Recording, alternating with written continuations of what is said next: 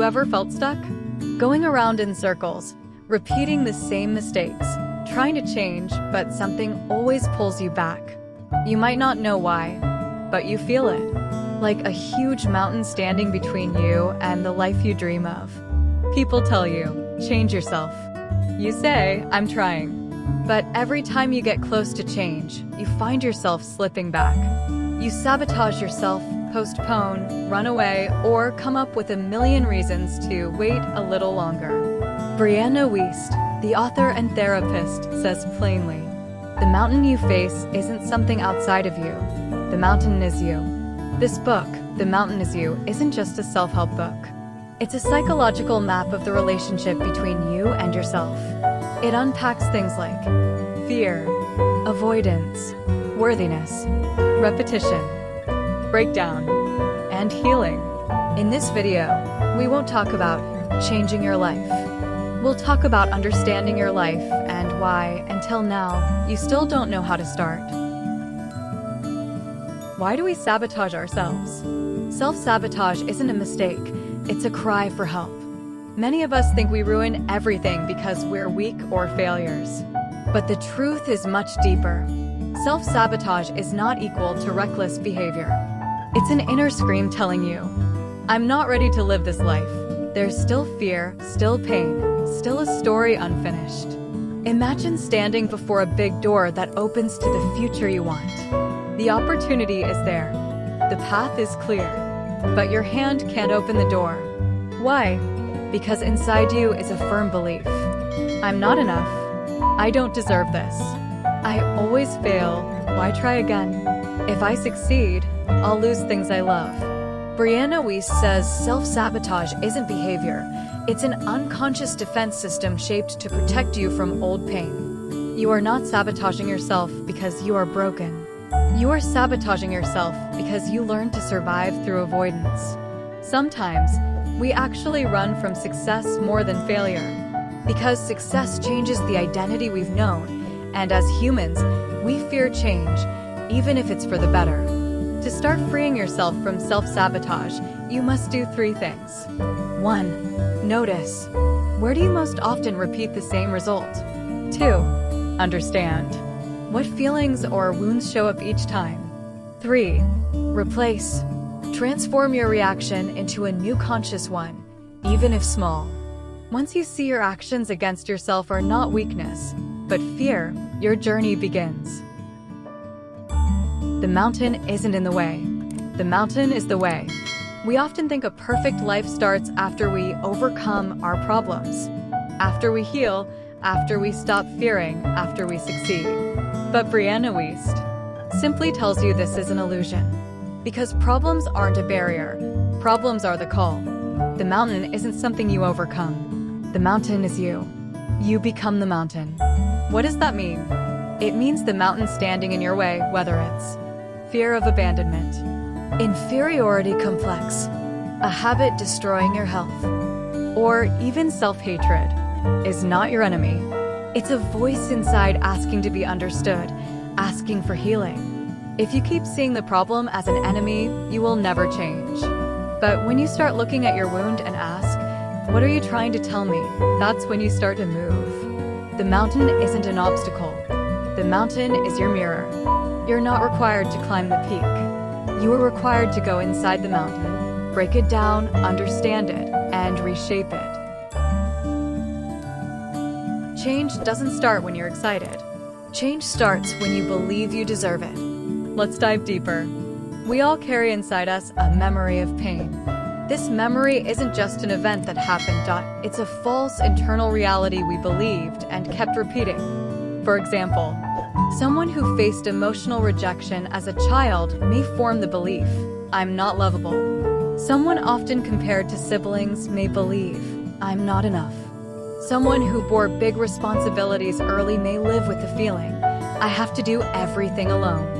These beliefs become ways of life.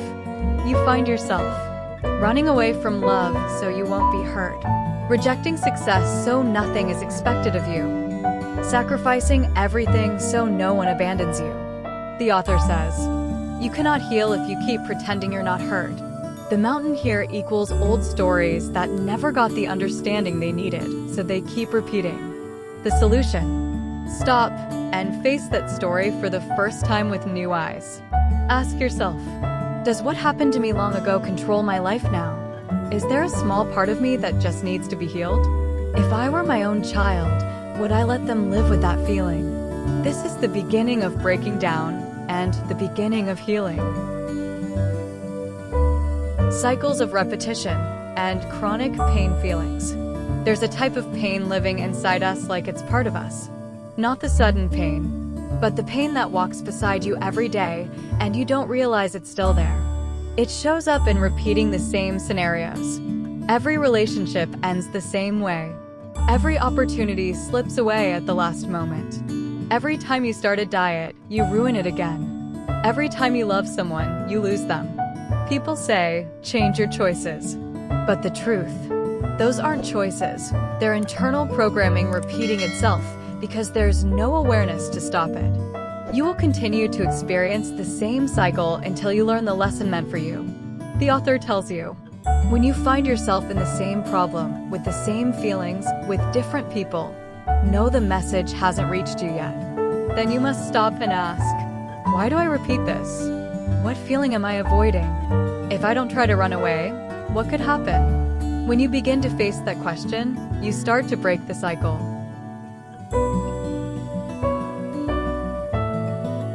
You must tear down what isn't yours to build what fits you. Healing begins with destruction. At some point in the transformation journey, it comes in voluntarily. The breaking point. The point where you can no longer continue carrying the same burdens, the same people, the same habits, the same story you tell about yourself. You're tired. You can no longer pretend. You feel like you're walking against the current. Everything is tight, even if outwardly it looks stable. The author says this moment isn't a breakdown. It's the moment of truth. It's the moment you stand before yourself and say, I don't want to continue this life, not because it's hard, but because it's not my life. You are not breaking down. You are breaking through. Not every building starts on an empty land. Some building must be preceded by destruction. Destroy relationships that don't add value, but you are afraid to be alone. Destroy ways of thinking that beat yourself up every night. Destroy a whole life built on you can't and stay the same. But let me tell you the painful truth. Destruction is very painful because in one moment, you lose the identity you were used to living by. This is called the grief of becoming, the sadness of transformation. You're not hurting from losing the world. You're hurting from saying goodbye to an old version of yourself that lived despite being broken. Brianna Wiest says, the breakdown is the beginning of becoming. You're not falling apart. You're falling into place. Always remember, anything that falls apart was weak. And anything built must come from your true faith in yourself, not your fear of loneliness. Change isn't a moment. Change is a slow process. The biggest lie you can believe is that real change happens in a moment of awareness, a moment of awakening, a moment of decision. But the truth Brianna Wiest tells simply is, real change isn't a moment. Change is a tiny journey you live every day, falling 1,000 times. You won't wake up a new person. You won't leave a toxic relationship and suddenly know how to love properly. You won't decide to start a new life and forget old wounds. Change equals very small moments, repeated with persistence. A moment you say no. A moment you sit with yourself. A moment you hold yourself back from an old reaction. A moment you decide to choose yourself even if those around you don't understand. Change happens in the details, not big occasions. Many rush healing. They want to forget fast, move on fast, get better fast. But true wounds don't heal by force. They heal by being held. The author says, true transformation is slow. It's not a burning fire. It's a steady light. It doesn't mean that because you broke yesterday you haven't progressed.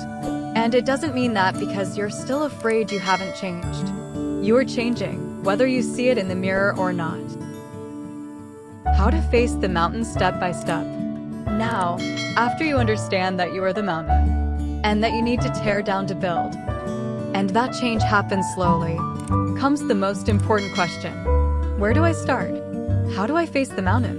The author gives you a simple map. 1. Ask, what is my mountain? Is it fear of failure? Or a feeling of unworthiness? Or attachment to a past that won't return? If you don't know at first, follow your feelings. Every time you get tense, withdraw, get angry, or run away, there's a mountain behind that behavior. 2. Identify the stories you tell yourself. Brianna Wiest says real change starts when you ask yourself, what phrase do I say inside myself every day that traps me? Like, I always ruin everything. I'm not lovable. People like me can't succeed. These aren't facts. They're old stories that need to be resolved. 3. Choose a small new action and repeat it. You don't need to make a leap. A simple step, but different. If you always stay silent, try speaking. If you run from confrontation, try stopping and listening. If you're used to saying yes at your own expense, try saying no once. A small shift repeated becomes a revolution. 4. Embrace the still wounded part. Your goal isn't to get rid of the wound.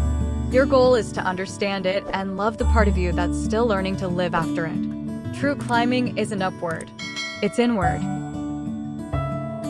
Conclusion. Freedom isn't climbing the mountain. Freedom is becoming the mountain. In the end, it doesn't matter where you get to. It doesn't even matter who you change into. What matters is that you get to know yourself honestly, that you stop running away, that you stop beating yourself up, that you start loving yourself, even while you're still not ready. Freedom isn't defeating the mountain. Freedom is becoming the mountain. Stable, solid, and calm, even in the face of the storm. As Brianna Wiest says, when you become the mountain, nothing can move you but your own choice. And the most beautiful thing about you is that all along you were capable. You just needed to hear the voice inside you. The voice that was whispering from the start. I'm not your enemy. I'm the one waiting for you to understand me.